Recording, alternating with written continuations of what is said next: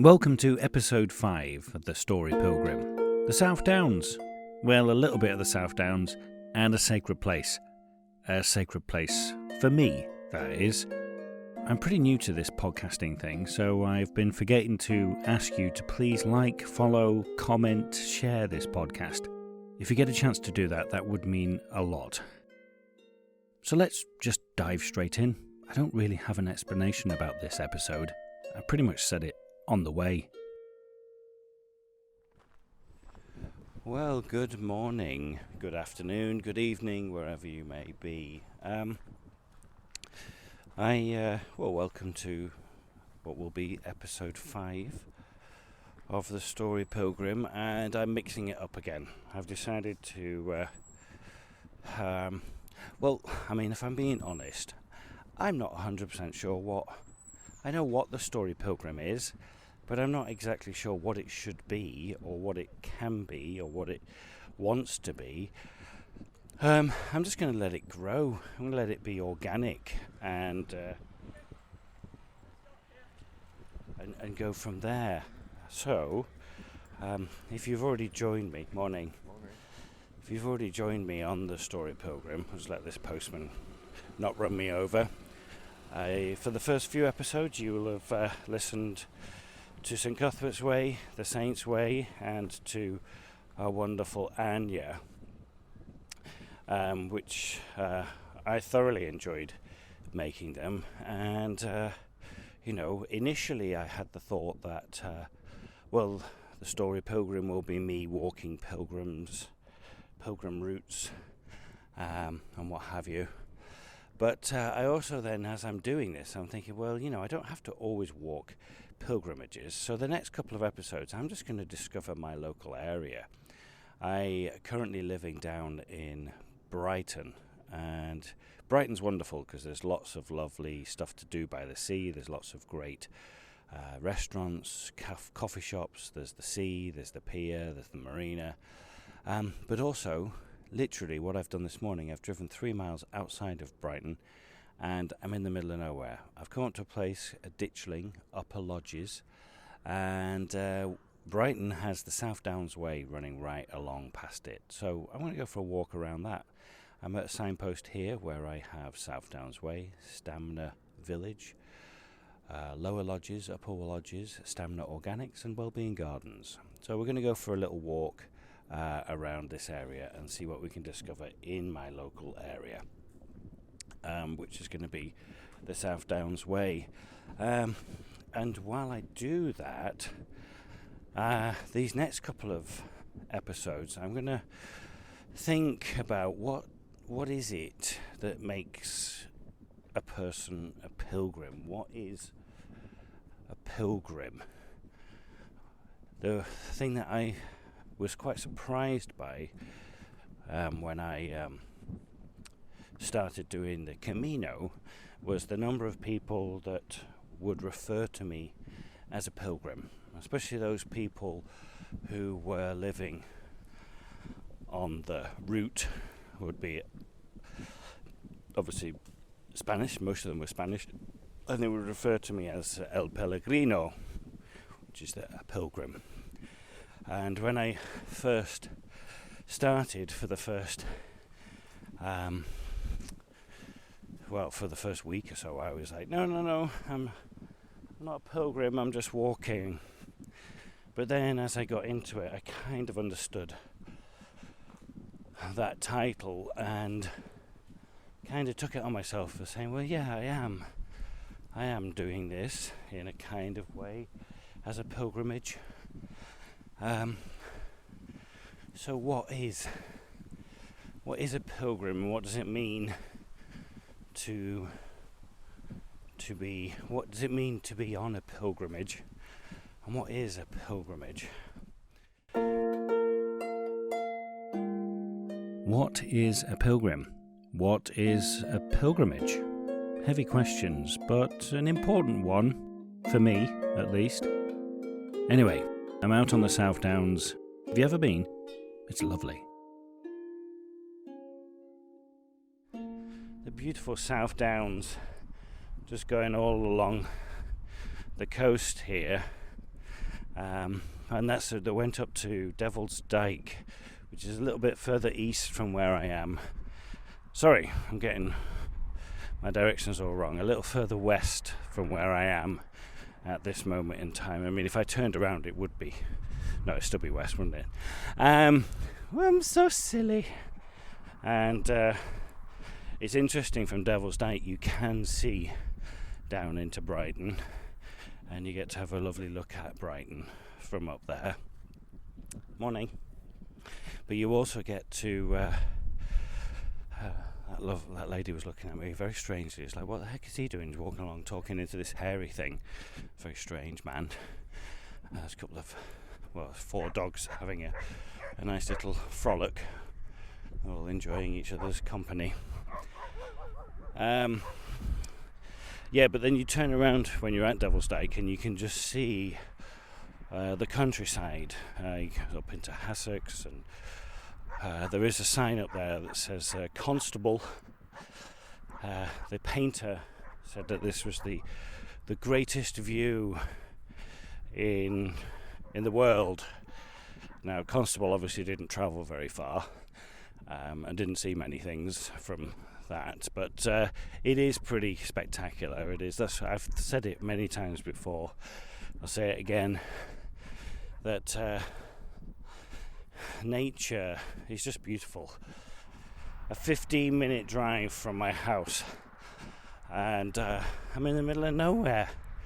Can't see from where I'm stood at the moment. Yeah, if I turn around I can see some houses, but in the direction I'm going, if I look over to my right, I just see trees and fields. That's it. And one electric pylon. Gorgeous. This summer Brighton has been really busy. Chock-a-block, which is great. Great for the town, great for businesses. But sometimes it's not great for your mental health when you've just got loads of people. Well, that's not a squirrel, it's like a weasel or a ferret or something has just gone running through the field, bouncing away. I thought it was a squirrel, but it wasn't. But again, here I am, I said it, I could drive to this area here because I'm on a road at the moment, and there's a pheasant running away, quite where the weasel or ferret was. And listen,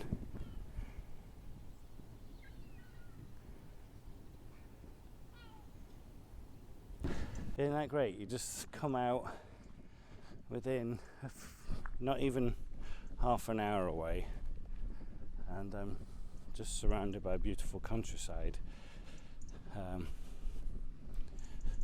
Very lucky.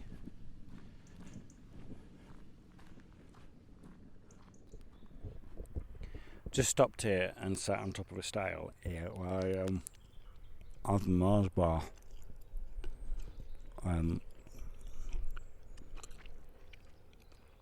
Just really important to keep fueling this sacred thing, my body. Oh God, that sounds awful, doesn't it? I don't think that way at all. But I do think Mars bars are great. When I first went to America, I got very confused. So I bought a Mars bar and a bit into it, and it was a Milky Way. No, that's not right. So I then had to buy a Milky Way, a bit into it, and it's a Mars bar. They got it wrong in America. But it's all about the son, was it son or the brother of Cadbury's or something? One of them moved to England or America, went one way, and they called it something else, and it went the other way. That's why they're flipped. There you go. Not very good, telling of the anecdote, but I'm enjoying my Mars bar. Really nice. How do you eat your Mars bar? I just eat it. I had a stage where I would take the chocolate off and then eat toffee bit off the top and then eat the squidgy bit at the bottom, which is the Milky Way bit. But just eat it. Just eat it. Just shove it in my mouth and eat it.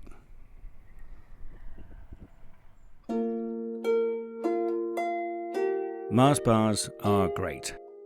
It's amazing what you can discover on your very own doorstep if you just take the time out and have a look. Meanwhile, I was making new friends on my walk and at the same time doing some research.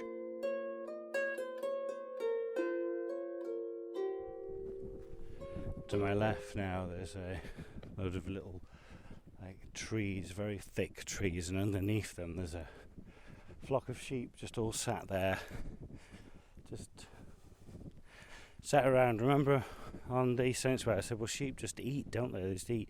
Those guys just sat there having a look. There's one here, he's eating away, he's just checking me out. These sheep aren't running away. They just kind of stand there and go, you got something? Not anything? No? And just let me walk past. And here on my left there's loads of I think these are swedes or turnips. Yeah, it's a field of, I think these are turnips. I think they're above the ground. Yeah. So there's loads of sheep. Lots of them have hidden themselves underneath the cover of the trees, little berry trees. I have a good scratch there. Just come across a stile here. It has Monday Group written on it and a little sign, Monday Group Volunteers. We build and repair stiles and bridges and clear footpaths. Our labour is free, but we depend on grants and donations to buy the materials.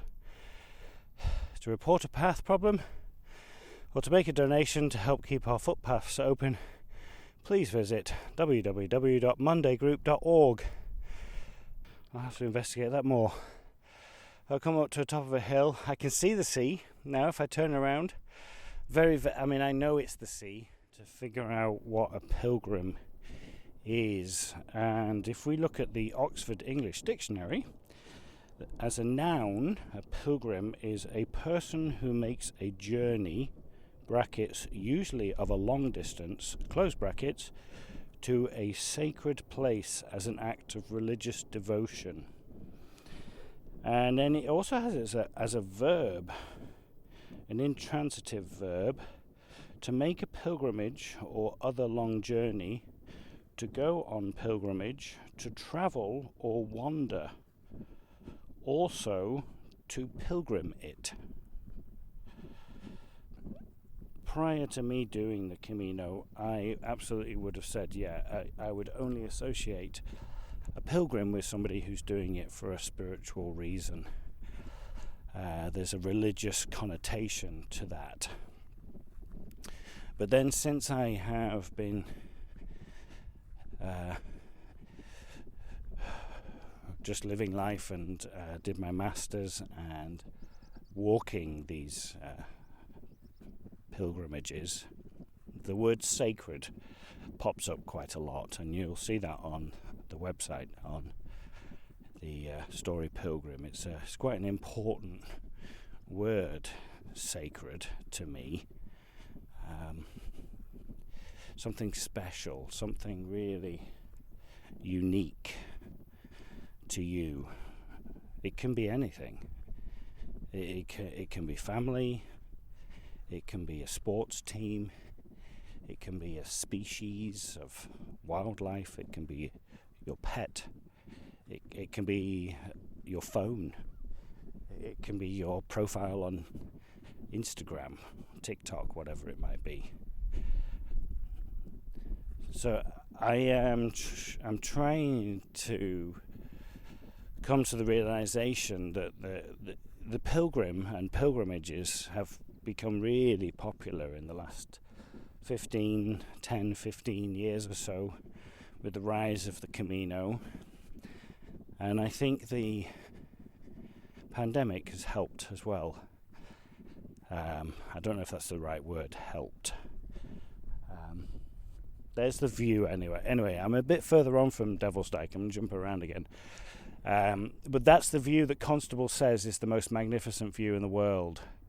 It's okay. It's all right. I've seen better. I'm really delving into what does a pilgrimage mean to me. Sometimes you just have to be present, live in the moment. I'm doing a little pilgrimage today. I don't have a destination, but this is a moment for me. This is a sacred moment for me to be able to be out and just reconnect. Again, I'm saying it again, connection, connect to nature, connect to the environment around me, and also the people around me. There's a couple of ladies here with their dogs, and it looks like they found they found a pond, and the dogs are right in the middle of the pond. They've just jumped in, 2 spaniels. They are going to be quite wet.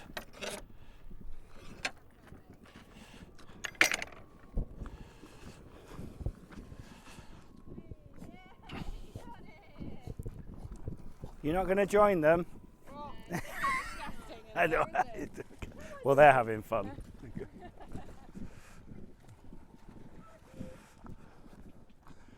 They're loving it, jumping in there. That's something sacred to them.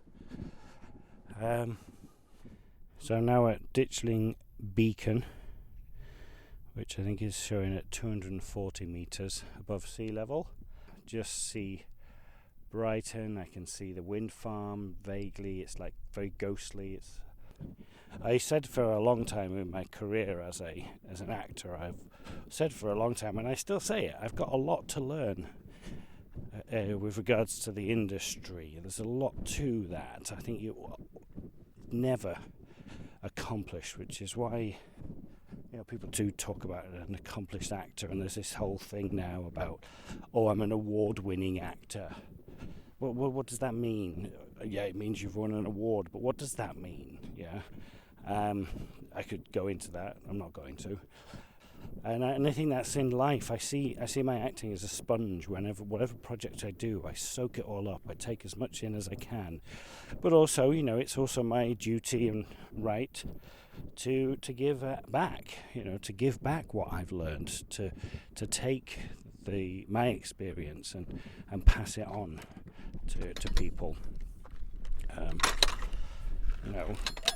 Another gate there that was probably not closed by that cyclist. So what is all of that? Here's another area where people are parking their cars on the South Downs. Oh, got something in my shoe. Hang on.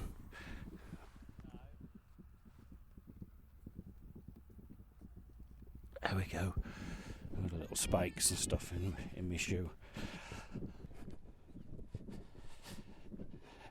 But yeah, as I say, I always feel like I'm got something to learn, and I kind of need to take that as life as well. It's like as you get older, as I've discovered as I get older, you kind of figure out what life is to you, what's important, what isn't important, what makes you laugh, what makes you cry, what makes you angry, what makes you be peaceful. And these walks really do help me to reconnect, but also the act of what I'm doing now of talking to you helps me as well to figure things out, to put things in place, to understand why it is I'm feeling certain things that I feel. There's a swallow just darting, two swallows just darting in front of me there. So I do see this morning as a pilgrimage to myself. I'm having a wonderful reflective day. And then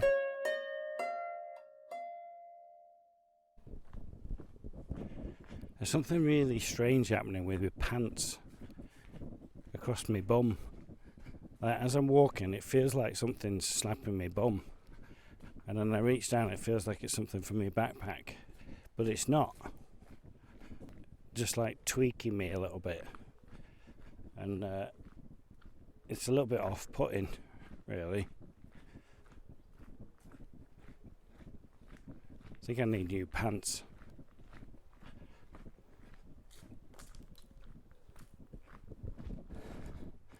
But it's the first time in a long time that I've done a walk like this. Most of my walks for the last 6-7 years have been to get somewhere. You know, along the Camino, also just hikes that I've taken in the past. And this has been the first circular walk I've done in a long time. And again, thoroughly enjoyable because it's that act of doing, that act of putting one foot, that act of putting one foot in front of the other and moving forward and being present and being aware of what's around me.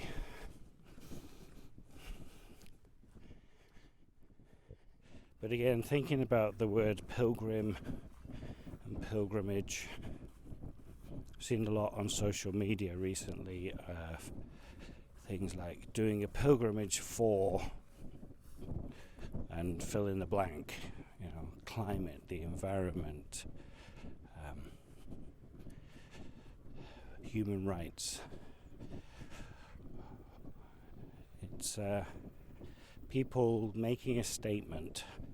You know, yourself making a statement. Is this me doing this walk this morning? Me making a statement?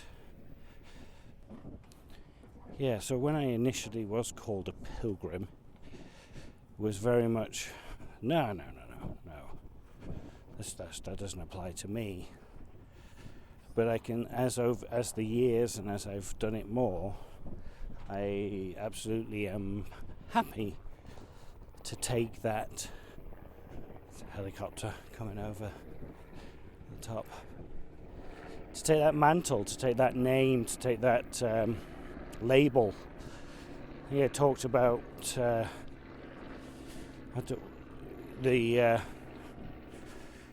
doing the Camino de Santiago, sort of stripped away labels for me in certain elements of my life.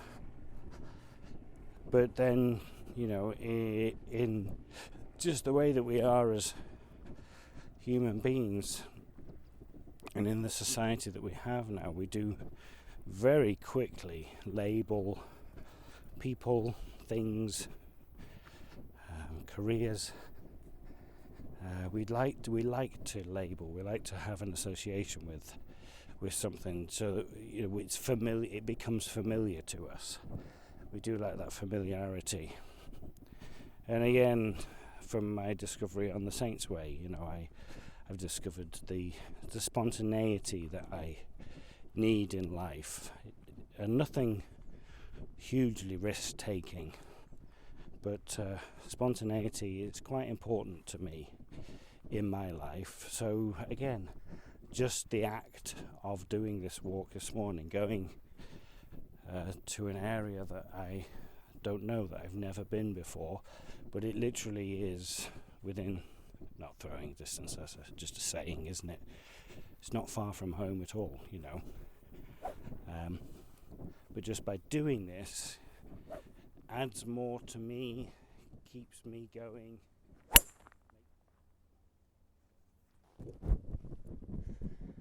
That was the sound of me hitting a ball off a golf tee for the first time in, I reckon, at least 5 years.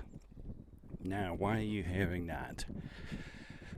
Well, as I'm contemplating what a pilgrim is and what a pilgrimage is, the thoughts of something sacred, something that means a lot to you, this is something that means a lot to me. When I say you, I mean as a person. And golf, I've always said for quite a long time, golf is the only time when I can really truly relax and focus. When I'm stood over that ball, it focuses me in. It helps me to just be present.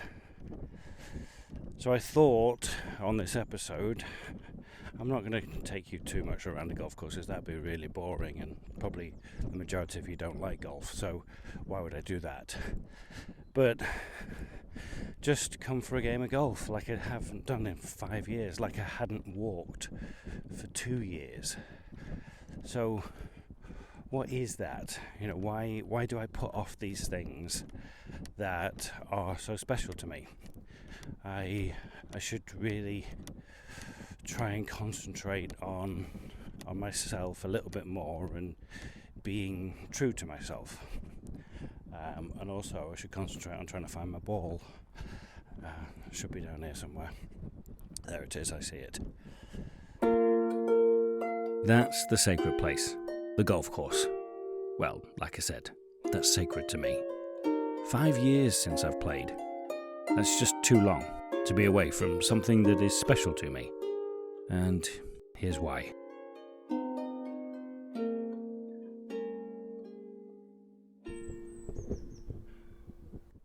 I first started playing golf when I was 10. Now, my memories of this are a bit fuzzy. I can't remember if I got golf clubs or if it was golf lessons when I was 10 years old. But the golf course that I took the lessons at wouldn't allow you to start playing on the golf course until you were 12. So I had lessons with the golf pro there for 2 years before I even was allowed to play a round of golf. And I could walk to the golf course from our house where we were living.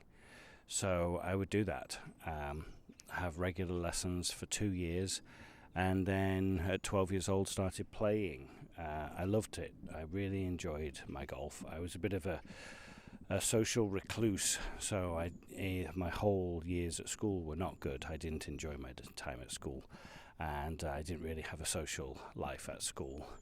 And so the golf course was where I really enjoyed it. And it's a game that you play on your own. You do have the Ryder Cup where you have teams, but I play a lot of rounds of golf on my own, and I prefer. I don't know if to say I prefer golf on my own. I don't think that's correct. I do enjoy playing with friends. It is a very solitary game, and I do really enjoy that. And it's out in nature, as you can hear. Great. This is one of the fun things about being on a new golf course, is that you don't quite know where you're going. And so just hit a ball off the 9th tee, and it's absolutely lovely. Went right down the middle of the fairway, and it rolls down towards the green. So you can't see. It's like you're hitting over a hump. And as I'm coming down, I'm looking for my ball, and I can't see my ball anywhere. It's just disappeared.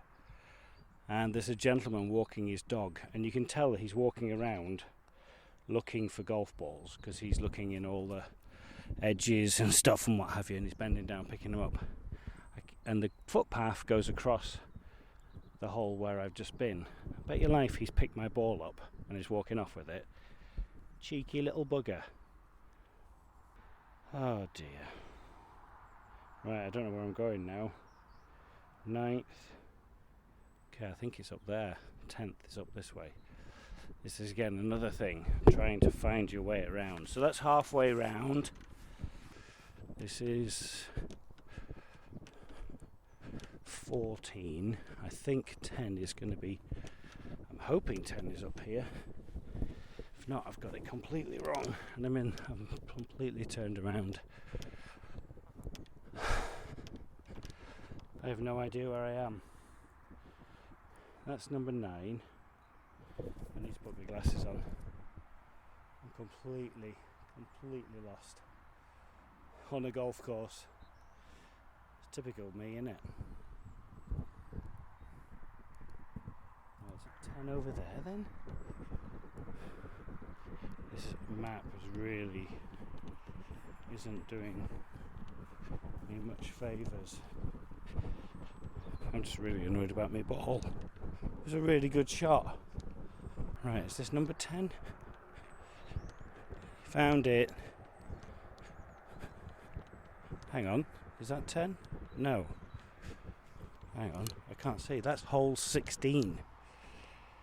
Where's number 10 then? Hole 16. 16, 14. Well, where's 10 then? That doesn't make... That's number 9. That's 16. I've just played number 15. Where's number... Oh, I've played the wrong hole. I've just played 15. I've played 15. I went 8 to 15. Oh, I'm going to play 16 and then go home. Yeah, I totally got lost. So there you go. That's what happens when you don't play golf for 5 years. You go the wrong way. So I'm on the 17th hole now. I definitely know which hole I'm on now. But I thoroughly enjoy being back out on here. You kind of are in nature. Yes, it's a cultivated nature. But it is a time to be able to just take it easy, relax, have a good conversation with yourself or with whoever else you're playing with, and just try and get that little ball closer to that hole. Focusing in, being present.